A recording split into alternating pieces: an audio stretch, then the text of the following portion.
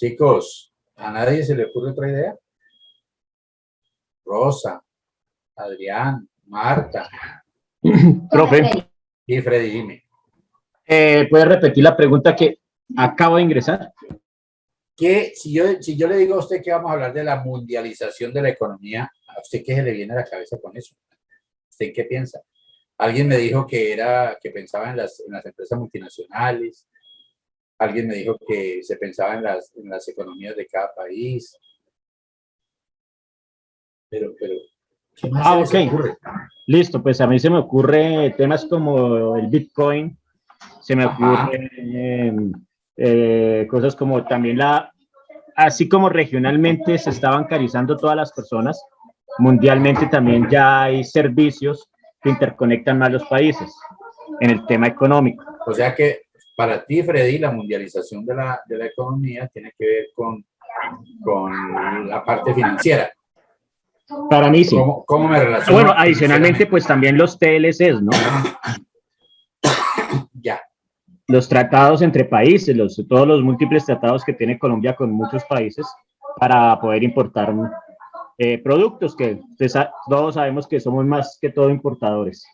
Ajá. Bueno. Mire que estoy escuchando posiciones, ¿no? Acerca de la palabra mundialización de la economía, de las palabras. Pero bueno, dime, Rosa. Es como algo global, como la unión de todas las economías, Bueno, acuérdese de una cosa, Rosa, y con como la respeto te lo digo. globalización. Ojo, no pongamos el cómo. Siempre que vamos a decir algo, quitémonos el cómo de encima. Porque cuando nosotros decimos cómo, estamos mostrando que creemos que es eso, pero no estamos seguros. ¿Listo? Es una recomendación nada más. Pero bueno, chicos, ¿listo? Vamos a ver qué es eso de la mundialización de la economía. Vamos a verlo en un documento que tenemos acá. La clase de hoy es muy teórica. Les comento, es muy teórica. La mundialización es la tendencia en la cual los países buscan integrarse y complementarse, impulsados por el progreso tecnológico, las políticas de inversión y las reformas de comercio. O sea que cuando se busca integración entre los países, utilizando para ello la tecnología y utilizando para ello políticas de inversión y reformas en el comercio interno y externo, pues estamos hablando de la mundialización de la economía. La mundialización de la economía es algo parecido, ahora lo vamos a ver, a la globalización, pero que pretende solamente que haya unidad. Este proceso hace que todos los países mantengan una relación de interdependencia en aspectos como la cultura, los medios de comunicación, la economía, la política e incluso el medio ambiente. Es decir, aquí cabría el refrán, ¿no? Juntos, pero no revueltos. Nos vamos a respetar la cultura, nos vamos a respetar los medios de comunicación, la economía interna, pero vamos a tener relaciones entre todos que nos van a beneficiar a todos. ¿Listo? Con estas integraciones cada vez se acortan más las distancias y el tiempo para interactuar con los habitantes de todos los países del mundo. Mire, entonces aquí recuerdo un texto que leía yo hace unos días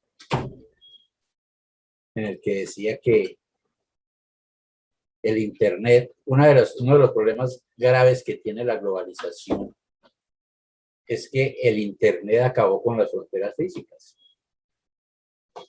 ¿Y por qué? Acabó con el límite, la noción de límite se acabó con el Internet. Les voy a decir por qué. La etología, que es la ciencia que estudia el comportamiento de los animales, nos dice que los animales marcan territorios. Y entonces las manadas orinan los machos alrededor de donde ellos van a estar. Y si algún otro miembro de otra familia, por así decir, ingresa a su territorio, pues van a tener problemas. Y se respetan esos límites. La etología dice que los animales tienen límites y trazan límites y marcan límites.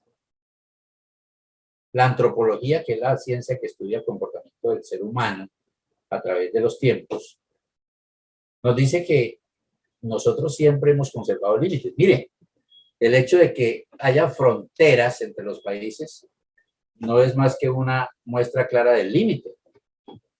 ¿Hasta dónde llegó el país?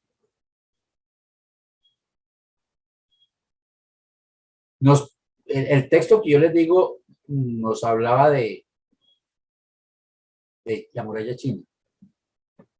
Ustedes saben por qué se construyó la muralla china, que es una muralla que tiene más o menos 1.300 kilómetros de longitud. Se construyó con el propósito de que los chinos pudieran salvaguardar la industria que para ellos era en su momento boyante, pero también para evitar que los mongoles los invadieran. Y entonces había un límite.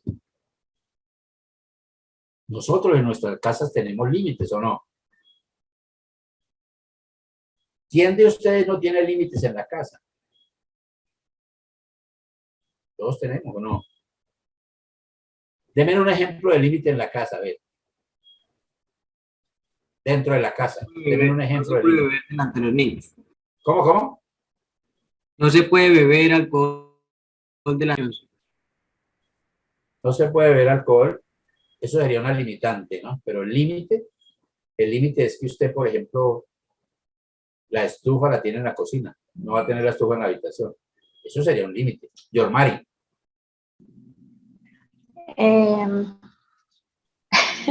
No, profe, usted ya me quitó la palabra con lo que dijo. Ajá, qué pena. El sofá, ¿dónde lo pone usted? ¿En la sala o en la alcoba? La sala. En la sala, eso es un límite. Eso es un límite. ¿Sí? Dime, Rosa. La estructura misma de la casa tiene límites. Claro. ¿Usted el baño está a la vista de todos? No, porque hay un límite. No como en el baño, no poner los pies sucios en la cama. Esos son limitantes. Esos ya no son límites, son limitantes. ¿Ya? Pero el límite es hasta dónde, es una barrera que me dice hasta dónde puedo yo llegar. Resulta que el Internet acabó con ese concepto de límite. ¿Por qué? Hace 20 años atrás. No, ni siquiera 20. Devolvamos los 6 años. Esto que estamos haciendo nosotros no se podía hacer. ¿O sí? No se podía hacer. Hace 40 años había una tira cómica que se llamaba Dick Tracy. Y Dick Tracy tenía un reloj. Era un detective. Era una serie de muñequitos. Tenía un reloj por el que hablaba y se comunicaba con todo el mundo. Era una tira cómica. Nosotros sabemos que hoy eso existe. Hoy eso existe en tiempo real. Eso existe hoy en tiempo real. Entonces, el concepto de límite, como el que nos daba la etología o la antropología, se perdió. Hoy el concepto de límite no existe. Y cuando empezó el movimiento neoliberal de la economía, se perdió aún más. Porque ¿qué es lo que pretende el movimiento neoliberal de la economía? No movimiento neoliberal político, no. El movimiento neoliberal de la economía. Acuérdense que el movimiento liberal de la economía es que todo el mundo pueda producir y pueda comercializar. Pero cuando se habla del movimiento neoliberal de la economía, es que aparece el concepto que vamos a ver enseguida.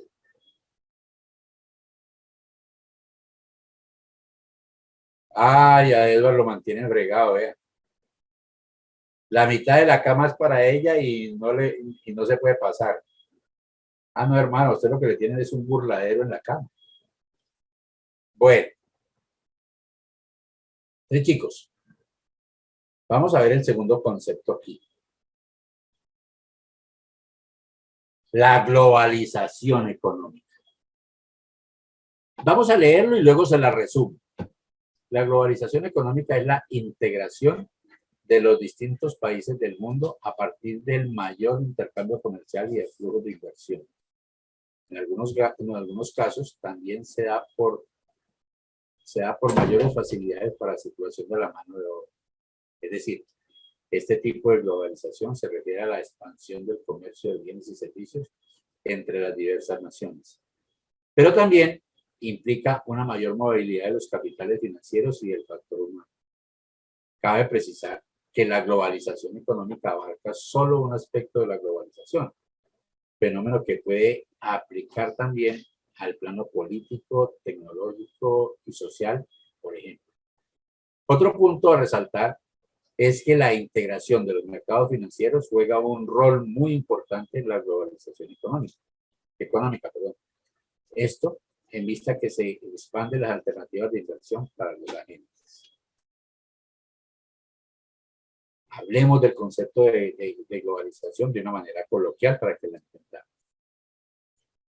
La política neoliberal de la economía lo que dice es que todos podemos producir lo que queramos y todos podemos comercializarlo donde podamos comercializar.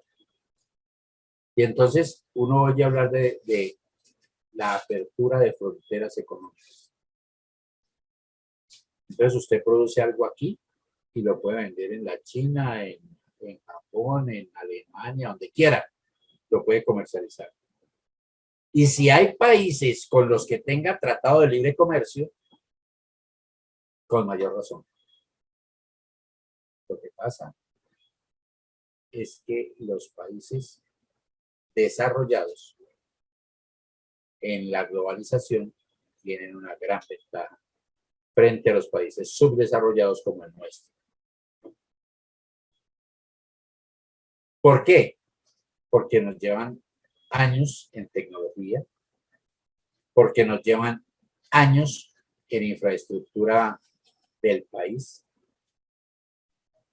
porque nos llevan años en comunicaciones y porque nosotros seguimos siendo tercermundistas, así nos duele. El desarrollo económico no es el mismo.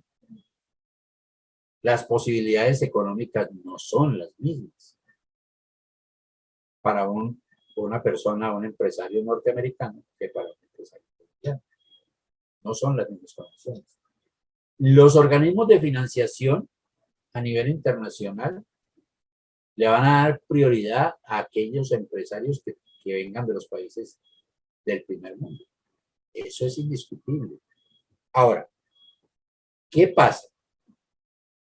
Nosotros, mire, todos los países habían acordado que se tuviera un tratado, perdón, que se tuviera un arancel, que era un código donde cada objeto tenía una posición arancelaria y cada país puede proteger la industria nacional poniéndole unas tasas de impuestos altas a esos objetos que pueden llegar del extranjero, pueden ser importados y que van a venir mucho más baratos que lo que yo produzco aquí.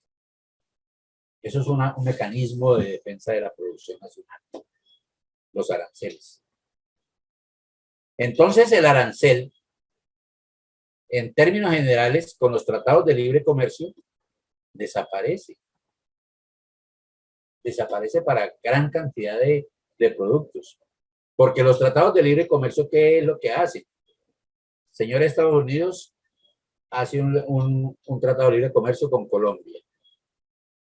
Entonces, lo que me están diciendo es, productores de Estados Unidos, vayan, véndanle a Colombia todo lo que puedan.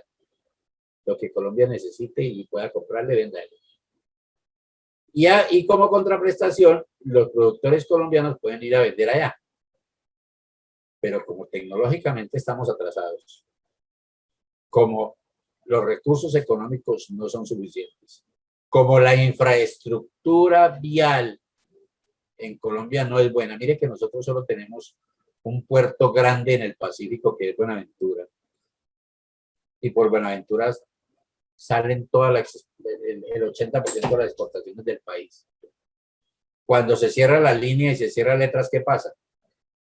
Pues que la gente que tiene industrias en Bogotá, en Ibagué, en Tunja, en Bucaramanga, en Villavicencio, se fregaron y no pueden sacar sus productos porque no hay infraestructura vial. Entonces, competir de esa manera es muy difícil. Es como poner un burro amarrado con un tigre suelto. ¿Quién pierde? Pues el pobre burro que lo va a comer el tigre. Eso es lo que puede ocurrir ahí. Entonces, por eso se habla de la balanza comercial. Pero miren, no nos digamos mentiras, que ese cuento de la balanza comercial no se cumple como debe ser. La balanza comercial es que se pretende que económicamente la cantidad de importaciones sea igual a la cantidad de exportaciones. Pero nosotros no estamos en capacidad de eso. Eso es una verdad. No estamos en capacidad de eso. Pero la globalización trajo eso. Entonces yo puedo competir, entre comillas, con el industrial de otro país que produce lo mismo que yo produzco aquí. Eso es la globalización. Y a eso nos ha llevado la globalización, al libre comercio. Pero que tenemos que ser conscientes de que eso para nosotros no es ventajoso. Ivonne, cuéntenme.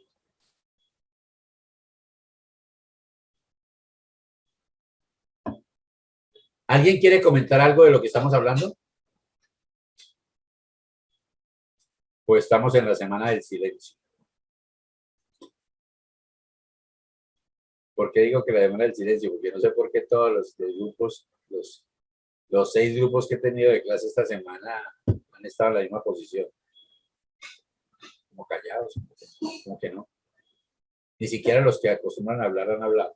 Yormari. Bueno, profe, a mí siempre me ha interesado el tema del comercio internacional, pero pues viendo esas falencias, yo quisiera saber si existe la posibilidad de uno crecer dentro del país y generar, digamos, empleo pues para otras personas desde este punto de vista. ¿O es mejor uno enfocarse por otro lado? No, mire, el que no arriesga un huevo no tiene un pollo, dice por ahí. Si uno tiene la posibilidad de hacer empresa, lo mejor que uno puede hacer es hacer empresa. Lo mejor. Mire, uno de los problemas graves que tienen los países tercermundistas es que la educación se enfoca no en la producción de empresarios, sino en la producción de empleados. Entonces a uno desde el colegio le dicen, vean, seguramente a ustedes lo vivieron, y me gustaría que me dijeran si lo vivieron o no. Prepárese para que mañana tenga un buen empleo. ¿Alguna vez le dijeron, prepárese para que mañana sea un gran empresario? No, ¿cierto? Porque nos han acostumbrado a que nosotros lo que tenemos que buscar es un buen empleo. Dime, Yormari. Sí, desde el colegio y la formación académica, todo el tiempo lo están formando a uno es para ser empleado. Por ejemplo, yo llegaba tarde y una vez me dejaban por fuera y tenía que volverme para mi casa, porque lo están formando a uno para cumplir un horario. Sí, sí, sí. Aquí en Cali yo conozco un colegio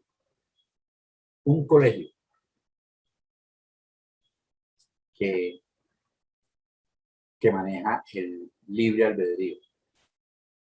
Se llama el Colegio Luis Horacio Gómez. Los cuadernos allá no tienen líneas. No hay normas de ninguna clase. Y los muchachos entran a la clase que quieran. Hay unos niveles, obviamente. No reciben a chicos por encima de cuarto de primaria. O sea, los que entraron hasta antes de cursar cuarto pueden ingresar nuevos al colegio. De en adelante no. Se maneja una libertad total, pero está enfocado hacia la formación del empresario, de usted tener autonomía. Pero nosotros no nos enseñan eso. A nosotros nos enseñan a ser empleados. Nos enseñan a vivir haciéndole riquezas a otros. Por eso en el país se ve tanta corrupción. Porque la gente quiere llegar fácil a tener capitales a costa de otros. Así de sencillo es. Ahora bien,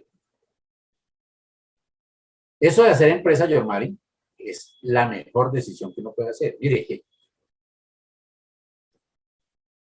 la gente a uno le da lecciones. Yo no le voy a hacer propaganda a nadie, ni estoy de acuerdo con los principios que manejan algunas personas. Pero a mí me parecen interesantísimos el caso de EPA Colombia. Cómo esa persona ha sido capaz de luchar contra todo. Pero ella se le metió algo en la cabeza y lo está haciendo. Y la está sacando del estadio. Y no es una persona que venga de una familia adinerada y que toda la vida tuvieron todas las comodidades. No. Pero se atrevió. Y le está haciendo frente al mundo con sus locuras y sus cosas que yo no comparto, pero que respeto porque muestra berraquera. Y es emprendedor. Ahora, el emprendimiento, que le llaman ahora emprendimiento, es el hacer empresa. Yo pienso que es la mejor solución. Y si nosotros pensáramos todos así, la situación socioeconómica del país cambiaría. Y empezar a formar a nuestros hijos en eso, de crear empresas, de ser empresarios ellos, de ser empresarios, de crear empresas, de hacer empresas. ¿Listo?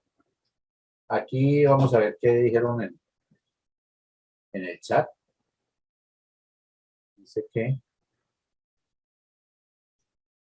Ivonne se ríe de lo del burladero. Milena dice que solo un profesor en el SENA me dijo eso. Desde que empezamos a estudiar, los padres y profesores nos explican eso de conseguir un buen trabajo. Desde que tengamos la posibilidad de crear empresas y tengamos la disciplina, una buena administración, se puede lograr mucho. Sí, mayor, eso es cierto. O sea, hacer empresa es disciplina, hacer empresa es deseo, ganas, ponerle corazón y seguramente que las cosas resultan bien. Dígame, Mayorga. ¿Qué más, profe? Buenas noches. ¿Cómo le va? No, pues mi forma de las cosas yo creo que no es imposible. Es más como meterle ganas y no echarse para atrás en la primera caída que uno tenga. Más bien como saber en qué se falló y meterle nuevamente ganas para poderla sacar. Sí, es arriesgarse. Yo pienso que el emprendimiento es eso, ¿no? Arriesgarse. Y muchas grandes empresas han nacido por casualidad. Sony, Coca-Cola. Aquí en Cali tenemos una empresa que ya está a nivel nacional, que se llama Pasteles La Locura. Y todos han nacido de un emprendimiento de chicos que de pronto les dio por hacer algo diferente. Dime, Iván. Profe, buenas noches. Complementando a mi compañero, sí, pero yo pienso que además de eso hay que tener primero que todo como la visión de lo que se quiere tener y como el orden de las cosas en las que se tiene, porque, o sea, por ejemplo, yo quiero y yo he querido montar un negocito, sí, un negocio.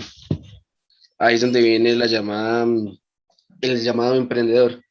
Y realmente me he tenido que dar cuenta sobre los precios, sobre las cosas, sobre todo lo que uno tiene que tener para iniciar, o sea, más aparte de la disposición, de las ganas y de todo, hay Sí, muchas cosas que uno tiene que tener en cuenta para poder empezar un proyecto de esos y es muy bueno sí, o sea, lo duro es empezar, pero ya después de eso, mire, aquí hay un muchacho que está terminando administración de empresas en la Javeriana ya. Él estudió en un colegio de jesuitas que se llama Albernos, aquí en Cali.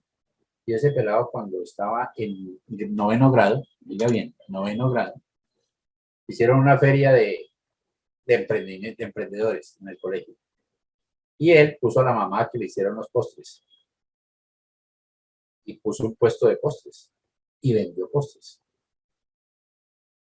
Pero se dio cuenta que los postres que la mamá hacía eran muy buenos. Entonces empezó él a vender semanalmente sus postres en el colegio. Pidió incluso hasta la autorización en el colegio para no hacerlo clandestino, que los muchachos normalmente son emprendedores de los colegios de vender de todo, literalmente de todo. Y empezó con eso. Le puso un nombre. Se llama Postres Cuchufleto. Oiga, pues, Cuchufleto. Él se ganó un concurso en la ICESI, la Universidad ICESI aquí, de emprendimiento juvenil. Y tuvo la posibilidad de estudiar becado en la ICESI, pero no quiso porque él quería ser javeriano y está estudiando la Javeriana. Tiene en las universidades, o tenía hasta antes de la pandemia, tenía en las universidades, en las grandes universidades de Cali, como la San Buenaventura, la ICESI, la Universidad Javeriana, la Autónoma, puestos de distribución de cuchufletos. Y tiene un local en un barrio central de Cali, donde vende sus helados. Obviamente, lo de la pandemia y el paro y todo eso redujo su empresa. Pero era un pelado que estaba, yo pienso que tenía por ahí, con 20, 21 años, tenía fácilmente unos 100 empleados. A punta de postecitos. Eso es emprendimiento. Eso es emprendimiento. Ahora, el emprendedor tiene que tener paciencia, porque si yo emprendo algo y pretendo que al otro día ya tenga el bolsillo lleno de dinero, voy a desistir, porque eso no es así. Hay que tener paciencia para llegar, para lograrlo. ¿Listo? Bueno, sigamos aquí con el cuento de nuestra clase de hoy. Entonces teníamos el concepto de mundialización y el concepto de globalización. Viene un tercer concepto que es la internacionalización. El término internacionalización se emplea para designar la capacidad que alcanza una empresa de poder comercializar sus productos o localizarse en otro país del mundo que no sea su país de origen. O sea, cuando una empresa se internacionaliza es cuando es capaz de abrir un mercado en un país distinto al de origen. Si un empresario colombiano es capaz de vender sus productos en Alemania, en Francia, en Japón, así lo vendan uno solo, ya es internacionalización.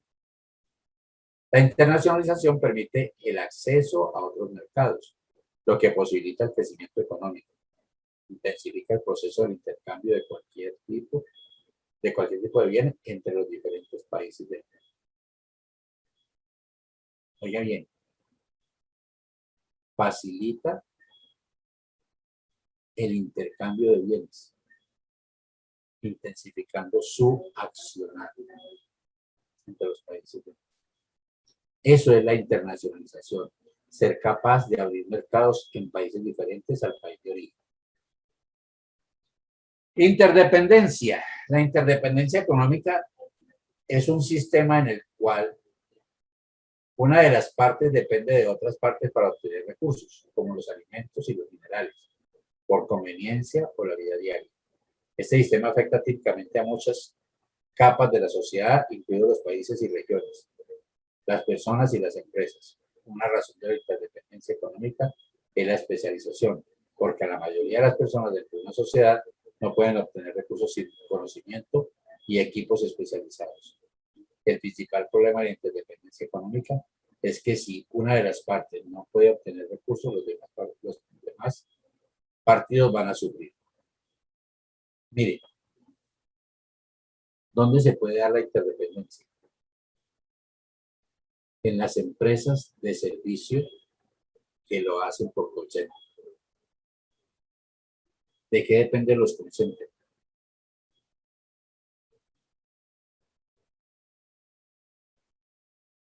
Chicos, ¿de qué dependen los call centers? De que el call center funcione, ¿de qué depende? Las De las, empresas, de las campañas que tengan. de las empresas de comunicaciones. Eso es interdependencia. Yo puedo tener un call center, pero si me falla la empresa proveedora del servicio de Internet, me jodí. ¿Estamos de acuerdo? El call center no es el dueño de la red. No, utiliza la red. Eso es una interdependencia. Entonces le tiene que comprar a Claro, a Movistar, a DirecTV, para poderse estar comunicando. Y si una de esas falla, hasta luego el amigo. Mire lo que pasó antier. ¿Se dieron cuenta de lo que pasó antier? Todos lo sufrimos. Lo de la caída de las redes sociales, Instagram, WhatsApp y Facebook. Mucha gente trabaja con esas redes. Mucha gente depende de esas redes. Cuando se cayó WhatsApp, los negocios se fueron a pique. El negocio que vende solamente por WhatsApp, las plataformas que trabajan con WhatsApp se vieron afectadas. ¿Por qué? Porque hay una interdependencia. El servicio que presta la empresa depende del servicio de Internet que tenga. Entonces, ahí hay interdependencia. ¿Entienden el concepto? Ahora, recuerden, chicos, que las grandes centrales de intercomunicación en el mundo están en los Estados Unidos. Si ocurriera un desastre, para no ser así, en los Estados Unidos, fácilmente el mundo podría quedar totalmente incomunicado. Porque las bases de muchas de las plataformas están allá. Miren lo que pasó con Facebook y esto antier. Pues simplemente los empleados no eran capaces de entrar en Nueva York a las oficinas. ¿Por qué? Porque se la habían hackeado. Pero así como hubo ese hackeo, pudo haber sido algo peor. Y entonces se hubiera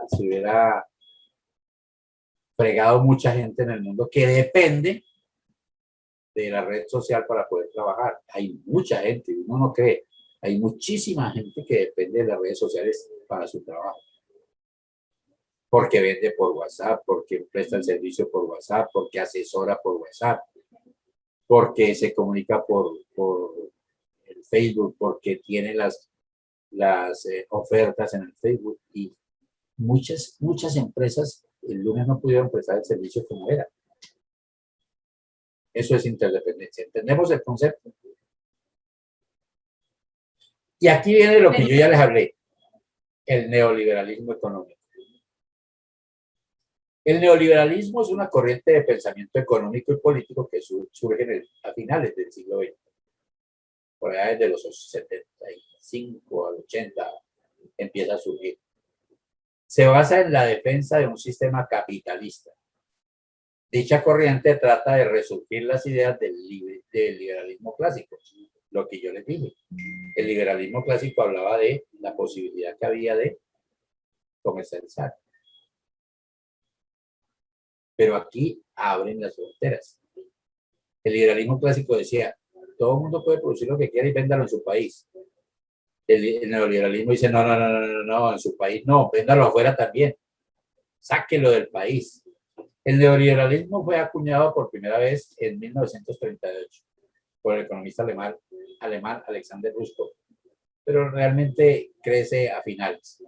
Así, a través del liberalismo, dicho economista buscaba el hallazgo de una estrategia que permitiese encontrar nuevas vías entre el liberalismo y la planificación económica por parte del Estado. Si bien es cierto, todo se ha dicho que Rusko no fue el primero en mencionar la palabra, es decir, fue el primero en definirla, pero el concepto ya había sido mencionado anteriormente por Max Adler en 1922 con relación a una crítica hacia Lewin von Moyse. Muchos economistas liberales han sido asociados al neoliberalismo, incluyendo a los Chicago Boys de la Escuela de Chicago. Sin embargo, su término no hace referencia a un elenco de economistas que oponen al liberalismo, por lo que la utilización del término hace referencia a la sinergia entre el liberalismo y el conservadurismo, que presentan determinadas facciones de la derecha. En este sentido, un liberalismo que hace hincapié en el liberalismo económico. Es decir, que haya libertad para invertir, libertad para producir. Yo pregunto, si usted quiere abrir una fábrica de X artículo, alguien le dice, usted le prohíbe, usted no lo puede hacer. En Colombia hay algunas cosas que no se pueden hacer. Por ejemplo, en Colombia no se pueden producir licores con un cierto nivel de alcohol porque es un monopolio del Estado. Se pueden producir vinos, pero creo que hasta 14 grados de alcohol no más. Se pueden producir cervezas que tienen 10 grados de alcohol, pero no más. Pero si usted va a producir un aguardiente, un vodka, eso no lo puede hacer. En Colombia hay limitantes para eso. ¿Sí? Pero usted puede montar aquí la empresa que quiera. O sea, usted es libre de hacer la empresa que usted quiera. No así en el socialismo. El socialismo es una corriente político-económica que dice, el Estado es el único que puede ser el dueño del aparato productivo. Bueno. Empuje neoliberal. El profesor Danny Dorick de la Universidad de Harvard comenta en The Boston Review que vivimos en la era del neoliberalismo, aparentemente. Pero ¿qué es exactamente el neoliberalismo? ¿Quiénes son los neoliberales? El neoliberalismo es difícil de definir, pero en términos amplios denota su preferencia por los mercados sobre el gobierno, los incentivos económicos sobre las normas culturales y el emprendimiento privado sobre la acción colectiva. Es decir, busca que sea una empresa. Así de sencillo es. Eso lo definió Rodríguez. El problema es que se ha aplicado a fenómenos muy diversos. De Pinochet a Thatcher, de Reagan a Clinton, a Blair y el nuevo liberalismo de la apertura china a la reforma del Estado del Bienestar en Suecia. ¿Qué es lo que quiere decir esto? Que los países del primer mundo han acomodado ese concepto de neoliberalismo para su beneficio. Lo han acomodado para su beneficio.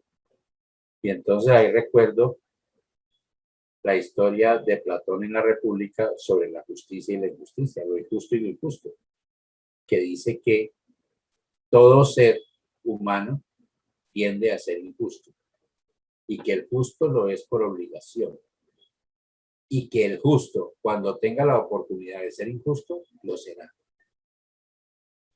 Y eso se aplica ahí. Las corrientes neoliberales lo que han pretendido en los países del primer mundo es beneficiarse de eso. Y entonces le firman tratados de libre comercio leoninos a países que necesitan abrir mercados y la ilusión los lleva a firmar tratados de libre comercio que no son tan buenos para ellos, pero que los firman. Neoliberalismo en Colombia. Desde 1930 la economía colombiana experimentó grandes cambios que la condujeron a una transformación estructural. Recuerden que en la década de los 30 se hizo la primera reforma agraria que hizo el presidente Alfonso López Pumarejo. Sin embargo, las crisis posteriores, provocadas por las caídas de los precios fundamentalmente del café, le han hecho fluctuar constantemente. Recuerde que nuestra economía dependió muchos años del café y ahora depende mucho del petróleo. Esas economías que dependen de un solo producto son las más riesgosas, porque se cae el producto y se cayó la economía. Por otra parte, los conflictos políticos desatados en la cuarentena evitaron que, en los 40, perdón, evitaron que el campo se desarrollara con más vigor. La lucha por la tierra y su tenencia, el problema de colonización, el surgimiento de la guerrilla, las autodefensas y el narcotráfico. Recuerde que las autodefensas, entre comillas, nacen para hacerle frente al problema de guerrilla que se estaba generando. Pero todo eso se volvió un solo dolor, que fue que todos se metieron en el negocio del narcotráfico. La lucha por la tierra y su tenencia, el problema de la colonización y el surgimiento de la guerrilla, la autodefensa y el narcotráfico, consecuencia de la poca presencia del Estado en las zonas de conflicto. Colombia tiene zonas donde el Estado no hace presencia para nada. Han contribuido al empobrecimiento desmedido que sufre actualmente el país. En este artículo se analiza el efecto de la política económica aplicada por los gobiernos de Santa Gaviria y San Pedro en el marco del mencionado contexto. Estos tres, que fueron gobernantes en la década de los 90, metieron de cabeza al país en los procesos neoliberales. Estos tres: César Gaviria, Ernesto Samper y Andrés Pastel. Y ustedes se dieron cuenta de la noticia de este personaje y de este personaje. ¿Sí se dieron cuenta o no? De que son grandes inversionistas en los paraísos fiscales, tienen cualquier cantidad de dinero fuera del país. Incluso el director de la DIAN le descubrieron que tiene capital, pero grandísimo, fuera del país para no pagar impuestos en los famosos paraísos fiscales. Eso es eso es Colombia. Crisis, neoliberalismo, modelo económico. Posiblemente el neoliberalismo nunca ha constituido un modelo coherente de regulación económica. Como en todo proceso social, hay que diferenciar entre diferentes teóricos, construcciones ideológicas y políticas. En general, las visiones ideológicas compartidas se reducen a puntos comunes, mientras que las políticas están inevitablemente relacionadas con los vaivenes que imponen la realidad, las tradiciones nacionales, las luchas políticas y las inercias. Menos claro aún es el papel de las teorías básicas, porque la formulación crecientemente etérea, o sea, volátil, que se puede perder de los supuestos de los modelos teóricos, lo hacen difícilmente traducible a propuestas concretas. A pesar de estas limitaciones, puede detectarse que en el periodo comentado se produjeron giros importantes en estos tres planos de condujeron a una visión compartida del mundo económico, al menos entre las élites políticas y profesionales, que llegaron incluso a influir en la visión del mundo de algunos representantes de intereses opuestos al poder. Estos cambios en la esfera del pensamiento y la acción política corrieron en paralelos a una transformación importante de la propia estructura productiva y empresarial. O sea, ha habido la necesidad de que las empresas se pongan las pilas, porque si no se van a salir del mercado. De esta forma, el neoliberalismo constituye, a mi entender, un conjunto de prácticas empresariales, políticas y culturales que reflejan una forma común de orientación de la actividad económica. Eso sería un modelo neoliberal. Eso es lo que pretende el modelo neoliberal, que las empresas se tecnifiquen, produzcan más a menor precio.